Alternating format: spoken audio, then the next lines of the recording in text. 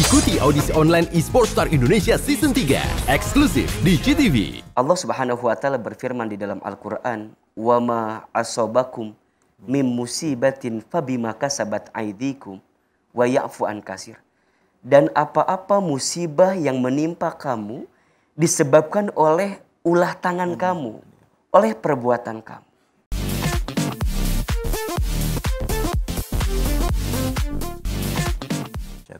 Bismillahirrahmanirrahim. Assalamualaikum warahmatullahi wabarakatuh. Waalaikumsalam.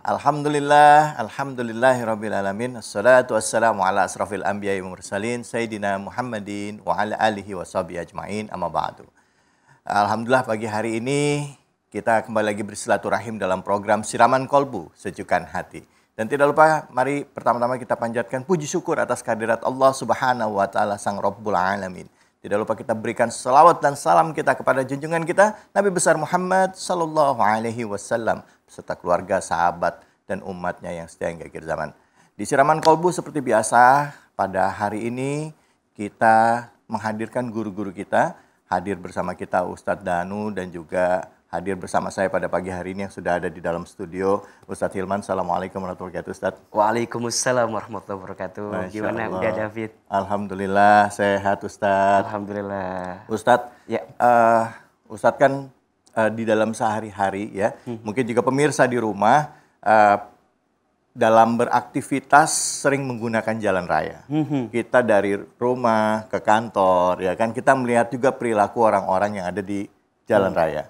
Kadangkala ada yang memang hati-hati, tapi ada juga yang ceroboh. Apalagi anak-anak muda Ustadz. Ya. Dan yang bahayanya itu tidak jarang itu bisa menghasilkan korban. Artinya apa? Kecelakaan karena perilaku ceroboh pada saat berkendara. Ya, tidak hanya mencelakakan diri tapi juga orang lain. Seperti VT berikut ini mengenai balapan liar yang berujung maut.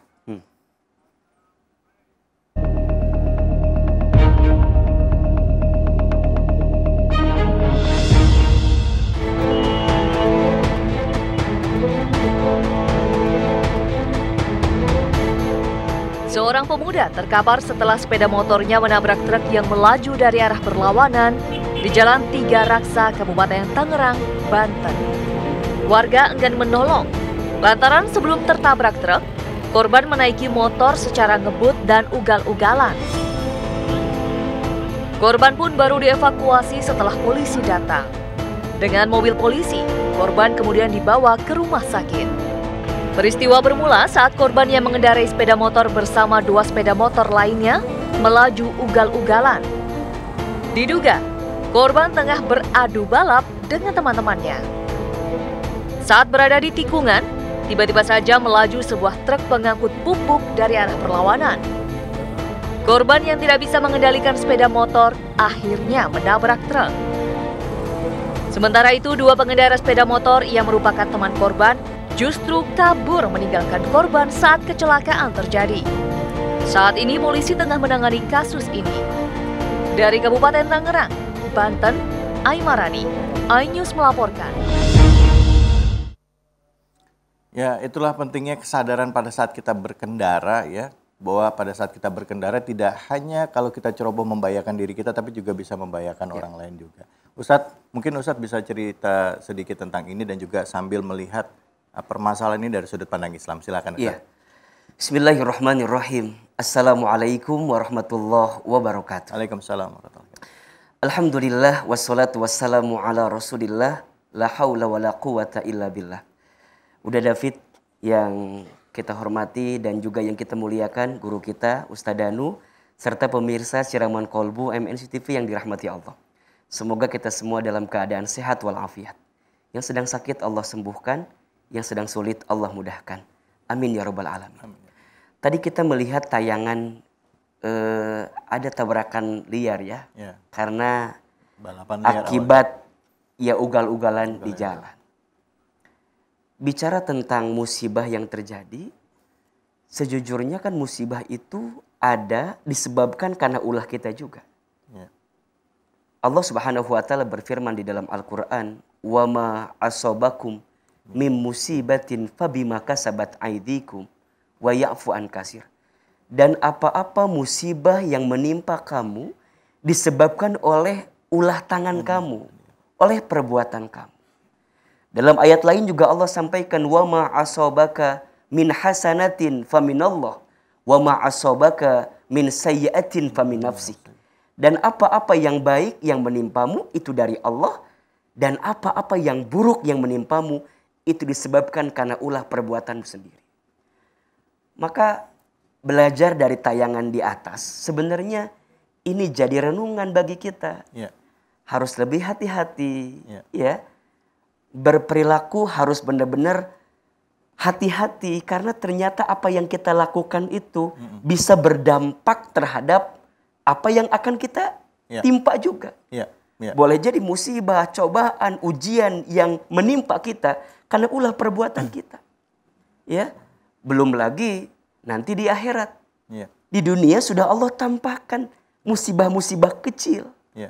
Maka janganlah engkau menjerumuskan dirimu kepada kebinasaan, kepada sesuatu yang tidak baik. Wala tulqu biaidikum ila tahlukat. Itu yang seringkali guru kita sampaikan, Ustaz Danu. Ya.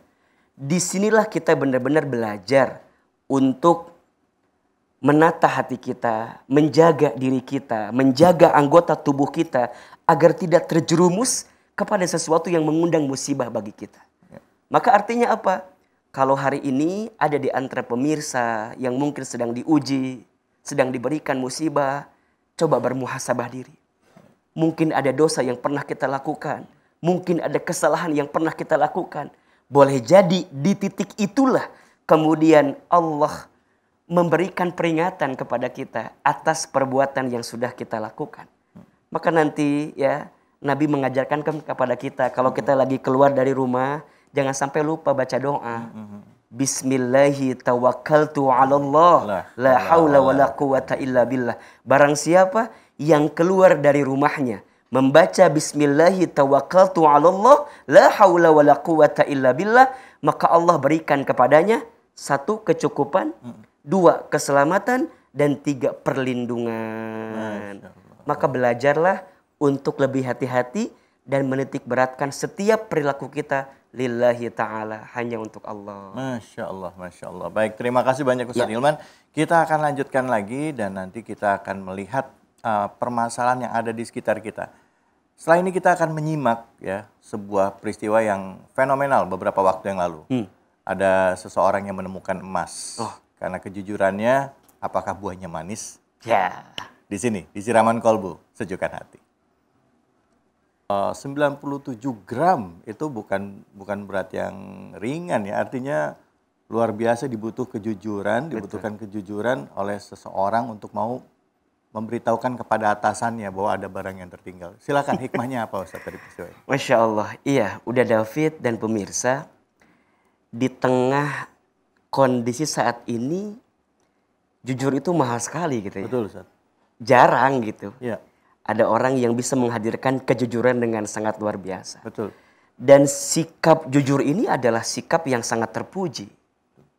Rasulullah Shallallahu Alaihi Wasallam salah satu yang menjadikan beliau adalah uswatun hasanah, teladan terbaik, karena punya sikap al-amin, dipercaya.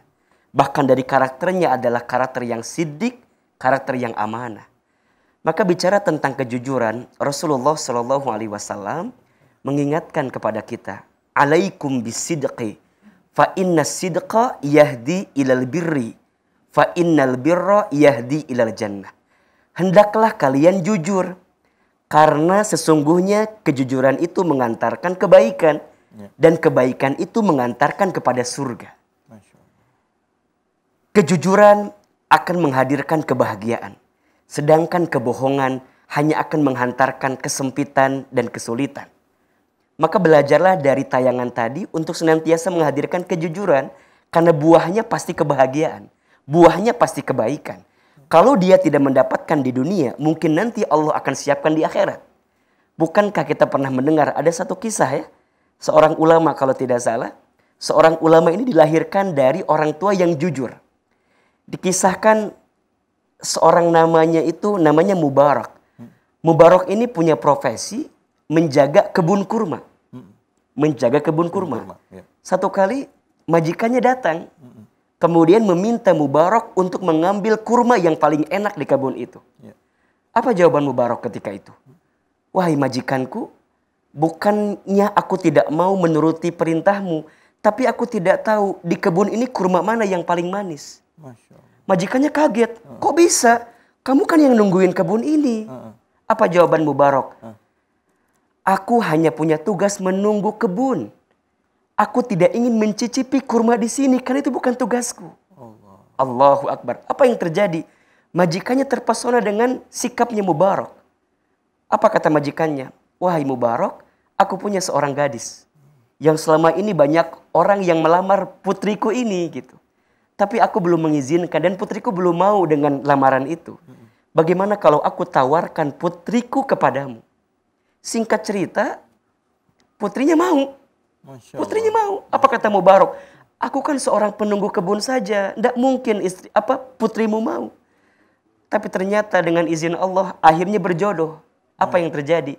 Dari ayah yang jujur, dari seorang putri yang baik turut kepada ayahnya, lahirlah seorang ulama besar yang kita tahu namanya Syekh Ibnul Mubarak. Masya Allah. Jadi kalau sekarang Mas David, pemirsa pernah mendengar ada seorang ulama besar, namanya Syekh Ibnu Mubarak, itu dilahirkan dari orang tua yang jujur, dari orang tua yang soleh. Maka pemirsa yang dirahmati Allah, yang namanya kejujuran pasti mendatangkan kebahagiaan. Sedangkan kebohongan hanya akan menghantarkan kehancuran. Kenapa?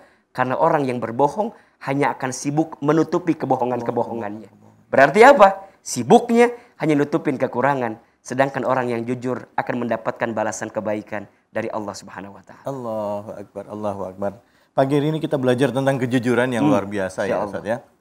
Dari kisah orang tua dari Ibnu Mubarak, ulama, dan juga kita belajar dari seorang petugas cleaning service di Bandara Kuala Namu, Mbak Dewi Lesari. Semoga Allah Subhanahu wa Ta'ala memberikan kebaikan dan keberkahan serta ketulusan niat ya, keikhlasan dalam melaksanakan tugasnya. Saya dengar-dengar di promosi jabatan beliau nggak mau. Oh, Masya Allah. Itu memang tugas dan tanggung jawab saya, Pak. Masya Allah, Masya Allah, Masya Allah.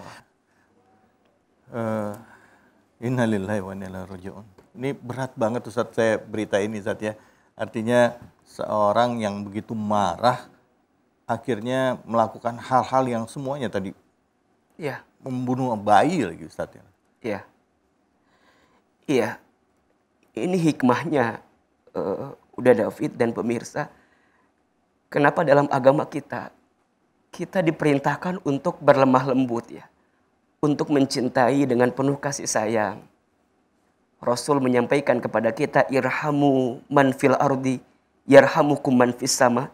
Cintailah yang ada di bumi, maka yang di langit akan mencintaimu. Kebencian di hati kita kepada orang lain itu bisa menjerumuskan kita kepada perkara yang dibenci oleh Allah. Kalau dilihat dari Fiti, seakan-akan sederhana ya.